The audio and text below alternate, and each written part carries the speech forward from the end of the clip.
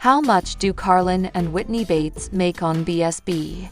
Carlin and Whitney Bates are two of the most recognizable names in the world of bull riding, thanks to their appearances on Bushwhackers Bull Syndicate. As members of one of the most famous bull riding families in the United States, their careers have been shaped by hard work, talent, and a deep connection to rodeo culture. But beyond the spotlight and adrenaline-pumping action, fans often wonder, how much do Carlin and Whitney Bates actually make from their time on? To understand their income from Bushwhackers Bull Syndicate, it's important to first understand what the show entails. Is a reality series that follows the lives of top bull riders, ranchers, and rodeo personalities as they travel across the country competing in bull riding events. The show highlights not only the athleticism and danger involved in the sport, but also the personal lives and relationships of those involved. The primary sources of income for cast members like Carlin and Whitney Bates come from several areas. Reality TV shows typically pay their cast members an appearance fee per episode or season. While exact figures are rarely disclosed, industry estimates suggest that mid-level reality TV stars can earn anywhere between $10,000 to $50,000 per season, depending on their role, screen time, and popularity. Prize money from competitions, one of the biggest parts of their income, comes directly from bull riding competitions. Professional bull riders can earn anywhere from a few $100s at local rodeos to tens of thousands of dollars at major PBR events. Top-tier athletes like Lawson Bates, who has competed at the highest levels, can earn six figures annually just from competition winnings. Athletes with strong public profiles often secure sponsorships from brands related to outdoor gear, apparel, boots, supplements, and more. These deals can significantly boost their income, sometimes surpassing their earnings from actual competitions. Carlin and Whitney, being well-known figures in the rodeo community, likely have endorsement deals that add substantial value to their overall income. Some bull riders sell branded merchandise such as hats, shirts, and accessories. If the Bates family runs a merchandise line, this could be another source of revenue tied to their presence on. With increased visibility from the show, social media platforms become monetizable through brand partnerships, affiliate marketing, and sponsored content. Influencer marketing fees can range from a few $100s per post for micro-influencers to tens of thousands for high-profile individuals. Lawson Bates is considered one of the standout talents in bull riding. Before joining BSB*, he was already making a name for himself on the professional circuit. His competitive success means that a large portion of his income comes from prize money earned in competitions. In terms of bull riding earnings alone, top-tier riders can expect to make anywhere from $80,000 to over $200,000 per year. However, this figure can fluctuate based on performance, injuries, and consistency in competition results. In addition to competition money, Carlin likely earns significant income from endorsements, especially if he partners with major rodeo or Western lifestyle brands. If we factor in his appearance fees, which may range from $10,000 to $30,000 per season, plus income from social media and other ventures, it's reasonable to estimate that Lawson Bates makes anywhere from $100,000 to $250,000 annually, or potentially more during peak seasons. Whitney Bates brings a different dynamic too. While she's not a professional bull rider in the same way her husband is, her presence on the show adds a personal touch that resonates with viewers. She plays a key role in representing the family side of rodeo life, balancing the demands of parenting, marriage, and supporting her husband's career. Her income from is likely centered around her appearance fees rather than competition earnings. Based on standard reality TV compensation, Whitney could earn between $10,000 and $25,000 per season. Additionally, she may participate in brand collaborations, especially in areas like parenting, lifestyle, or fashion, which are popular among female influencers. Whitney might also engage in entrepreneurial activities, such as selling clothing or home goods, or offering coaching/mentoring services within the rodeo community. These ventures, while not always publicly disclosed, can provide additional streams of income that complement her role on. When combining both Carlin and Whitney Bates' income sources, including bull riding prize money, appearance fees, sponsorships, merchandise sales, and social media earnings, their combined annual income could reasonably fall between $150,000 and $300,000 or more, depending on the year and level of activity. It's worth noting that these numbers are estimates and can vary widely based on a number of factors. A serious injury can sideline a rider for months or even years, drastically affecting their ability to earn prize money. Increased screen time or becoming a fan favorite can lead to higher appearance fees and better sponsorship opportunities. How well the couple markets themselves outside of the show will impact their long-term earning potential. Despite the impressive earning potential, bull riding and reality television are both unpredictable industries. Many athletes and entertainers experience fluctuations in income due to the nature of their work. Smart financial planning, diversification of income, and investing in stable assets are essential for long-term security. For Carlin and Whitney, maintaining a balance between their rodeo careers, family life, and media exposure is crucial. Their involvement helps keep them in the public eye, even when they're not actively competing, which is valuable for sustaining their brand and income. While exact figures about how much Carlin and Whitney Bates make on Bushwhackers' Bull Syndicate remain private, a realistic breakdown of their income sources reveals that they likely earn a comfortable living through a combination of bull riding prize money, appearance fees, sponsorships, and other entrepreneurial efforts. Carlin, as a professional athlete, sees the bulk of his income from competition and endorsements, while Whitney benefits more from her media presence and lifestyle branding. Together, they represent a modern rodeo power couple, navigating both the physical demands of bull riding and the evolving landscape of sports entertainment. Their journey on not only showcases the excitement of bull riding, but also offers fans a glimpse into the real-life challenges and rewards of pursuing a career in one of the most dangerous sports in the world. Bringing up Bates fans shocked over Josie Bates' blowout. The world of reality television is no stranger to surprises. From unexpected announcements to behind-the-scenes drama, fans of family-based shows have come to expect the unexpected. But sometimes, even the most dedicated viewers are caught off guard, and that's exactly what happened when Bringing Up Bates fans got a glimpse of Josie Bates' latest look, which many online dubbed a major blowout. Josie Bates, one of the daughters of Gil and Kelly Jo Bates, has grown up in the public eye. As a star of the popular UPtv reality series Bringing Up Bates, she has been in front of cameras since she was a young teenager, with fans watching as she blossomed into adulthood, married her husband Kelton Balka, and started a family of her own. Over the years, fans have praised her elegance, calm demeanor, and creative spirit, but it was her most recent transformation that has fans talking louder than ever. When Josie Bates debuted her new hairstyle on Instagram, a voluminous, sleek blowout with dramatically styled layers and bounce, fans were quick to flood the comments section. The reaction was immediate and intense. Social media lit up with both admiration and surprise. "Whoa, is this the same Josie?" one user exclaimed, while another commented, "That blowout is everything. She looks like a Hollywood star." Some fans barely recognized her at first glance. "I had to do a double take. I thought it was a celebrity post until I saw it was Josie," one follower noted.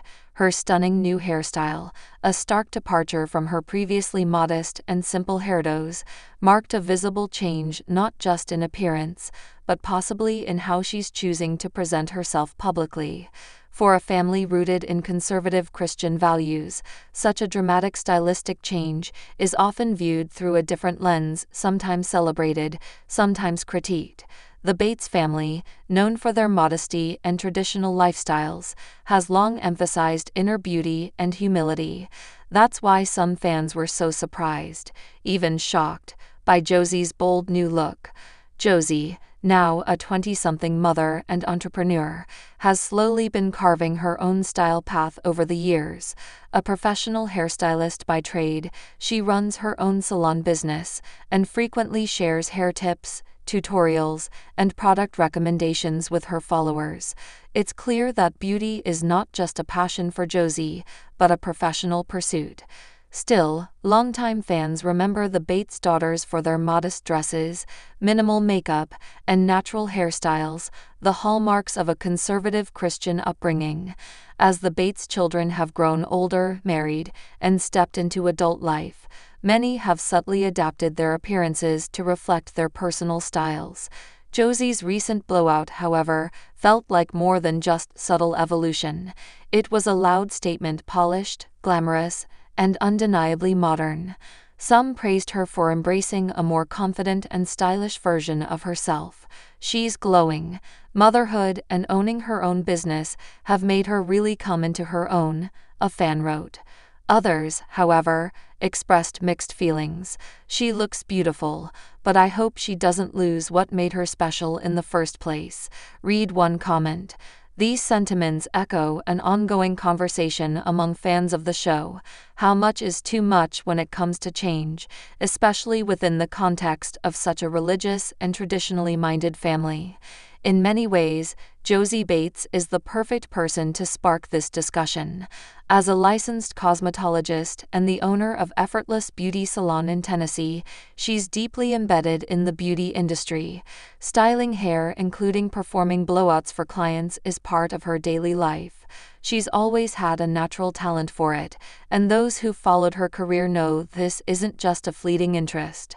Still, seeing her take that polished, salon-level look and apply it to herself, with the added glamour of high-end makeup and fashion, marked a turning point for some viewers. Her blowout moment wasn't just about hair, it represented a visible shift in confidence, presentation, and perhaps even values. Yet Josie has never suggested she's turning her back on her family's roots. Quite the opposite. In her social media presence, she frequently shares family moments, uplifting messages, and wholesome content that aligns with the Bates' foundational beliefs. The new look, then, is not necessarily rebellion, but self-expression. It's not uncommon for reality TV stars to face scrutiny when they change their appearance. From the Kardashians to the Duggars, viewers often feel a sense of ownership over the people they've watched for years. Any shift, be it physical, spiritual, or emotional, can lead to impassioned discussion. Josie's blowout moment was no exception. On Reddit forums and fan pages, threads sprouted up overnight. Debates ensued. Was this just a fun hairstyle, or a sign of her distancing herself from the family's traditional values? Some supporters pointed to the healthy evolution of young women growing up and stepping into modern roles. She's married, she's a mom, she's a businesswoman. Let her have her hair moment, one commenter wrote. Others worried that moments like these were indicative of a broader trend of the Bates daughters drifting from their original principles. First it's the blowouts and contour, next thing you know they're living like influencers in LA. Another added, albeit in a tongue-in-cheek tone. There's also a practical angle to all of this. Josie's polished look is not just about aesthetics, it's likely part of a broader branding strategy. As a beauty professional and influencer, her online image is part of her livelihood. Showcasing a fresh, expertly done hairstyles serves as both personal expression and marketing. In the age of Instagram and TikTok, appearances matter more than ever. Josie isn't just a reality TV personality anymore, she's also a small business owner, competing in a digital marketplace filled with beauty gurus, stylists, and lifestyle influencers. Maintaining a sleek, professional, and eye-catching aesthetic is part of the game. And she's playing it well. Her engagement rates are high, her content is polished, and her fanbase, even when shocked, is more engaged than ever. In fact, her blowout post may be one of her most liked and commented on posts in recent memory. More broadly, Josie's transformation is emblematic of a generational shift within conservative Christian families who've gained fame through reality television. Just as the Duggars saw their older daughters evolve and carve new paths, the Bates kids are now adults living in a different cultural landscape. Modesty, once defined by covered hair and plain dresses, is being reinterpreted by a younger generation. For Josie, that might mean pairing a sleek blowout with a long skirt. For others, it could be full makeup with a modest neckline. The definition of modest beauty is expanding, and Josie is part of that cultural conversation, whether she intended to be or not. For many fans, the emotional reaction to Josie's blowout goes beyond hair. It's a symbol of watching someone grow up, change, and make her own choices. That process can be exciting, confusing, or even disappointing depending on one's personal values. But it's also inevitable. Reality TV shows give fans the illusion of access, but personal growth doesn't always happen in a straight line or in the way viewers expect. Josie, like all adults, is navigating career, marriage, motherhood, and personal style on her own terms. Her blowout may have shocked some, but it also spoke volumes. She's confident, she's talented, and she's ready to be seen not just as a Bates daughter, but as a woman who's building her own identity. At first glance, it might seem odd that a hairstyle could cause such a stir, but in the world of bringing up Bates, where appearances often reflect deeper values and beliefs, even a blowout can be a cultural statement. Josie Bates' glam moment is more than just a beauty transformation. It's a moment of self-expression, branding, and evolution.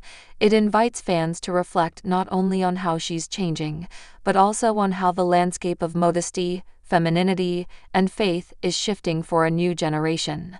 Whether met with cheers or criticism, Josie's blowout has made one thing clear: she's stepping into her spotlight, hairdryer in hand, and fans are watching every moment.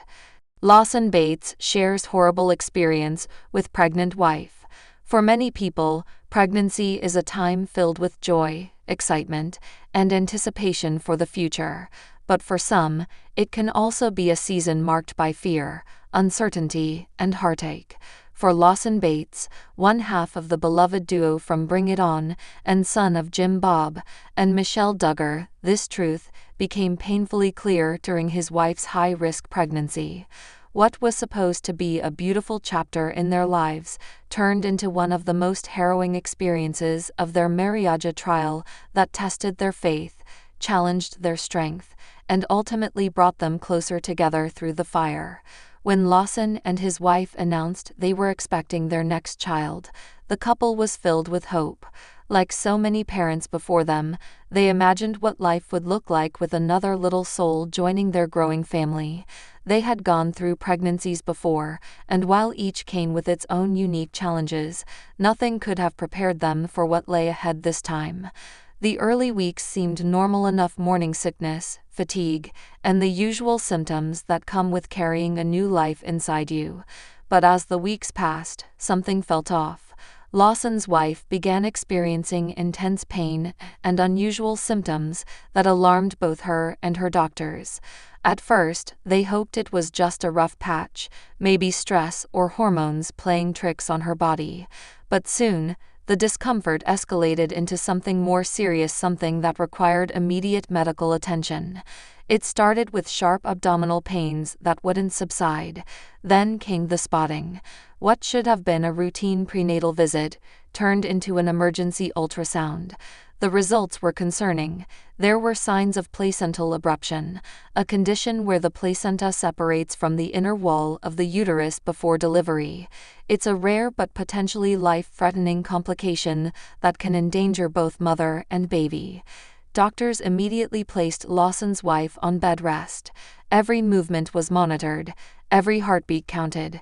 She was admitted to the hospital for observation, and the couple was told that if things didn't stabilize, they might have to deliver the baby early, far too early for comfort. As Lawson sat by his wife's bedside, watching her endure pain and fear day after day, he couldn't help but feel helpless. He had always been the strong one, the protector, the provider. But now, there was nothing he could do but hold her hand, pray, and wait. The days turned into weeks. Each morning brought a new wave of anxiety. Would today be the day they lost everything? Would the baby survive? Would his wife? They clung to hope, but the situation remained fragile. There were moments when her condition improved, giving them brief glimpses of relief. But those moments were often followed by setbacks, more pain, more bleeding, more uncertainty. Through it all, Lawson tried to stay strong for his wife, for their unborn child, and for the rest of their family who were praying for them around the clock. But privately, he struggled with fear unlike anything he'd ever known. "I kept thinking, how could this happen again?" Lawson later shared in a candid interview. "We've already faced so much in our lives. We just wanted this baby to be healthy. We just wanted to be a happy family." After several weeks in the hospital, the doctors made a decision that terrified the couple. The baby needed to be delivered immediately. The risks of continuing the pregnancy were too great. At just 28 weeks, the baby would be born prematurely, weighing less than 2 pounds and facing a long road ahead. For Lawson and his wife, it was a heartbreaking moment. Their child would not get the full, safe development they had dreamed of. Instead, they would face NICU stays, feeding tubes, breathing support, and countless unknowns. On the day of the delivery, Lawson held his wife's hand tightly as she was wheeled into surgery. His heart pounded in his chest. He whispered prayers under his breath. And then, after what felt like an eternity, he heard the sound he had been waiting for, the cry of his newborn child. The next few weeks were spent in the neonatal intensive care unit, where Lawson and his wife watched their tiny baby fight for every breath. Seeing their child hooked up to machines, surrounded by wires and monitors, was almost too much to bear. Every beep of the monitor meant something different. Every dip in oxygen levels sent them into panic. But amid the chaos, they found small victories: a stronger heartbeat, a weight gain of a few ounces, a successful feeding. And through it all, Lawson found himself leaning more heavily on his faith than ever before. Prayer became a constant companion. Scripture verses were pinned above the crib. Worship music played softly in the background, offering a sense of peace in an otherwise sterile and stressful environment. "It wasn't just about surviving," Lawson said. "It was about trusting God in the middle of the storm. I learned that sometimes, even when you don't understand why something is happening, you can still choose to believe that there's purpose in it." One of the hardest lessons Lawson and his wife had to learn was how little control they actually had over the situation. They couldn't force their baby to grow faster. They couldn't stop the infections or prevent the setbacks. All they could do was show up, love deeply, and trust the process. That lack of control was maddening at times. Lawson admits there were nights when he would walk outside the hospital just to scream into the sky, frustrated and exhausted. Other nights, he would collapse into tears, feeling completely broken. But in those moments of weakness, he found strength not in himself, but in the people around him. Family members took turns sitting with them. Friends dropped off meals. Strangers reached out online to offer encouragement and prayer. It reminded Lawson that he wasn't alone, that even in the darkest valleys, there were still lights shining through the cracks. Eventually, after months in the NICU, their baby was strong enough to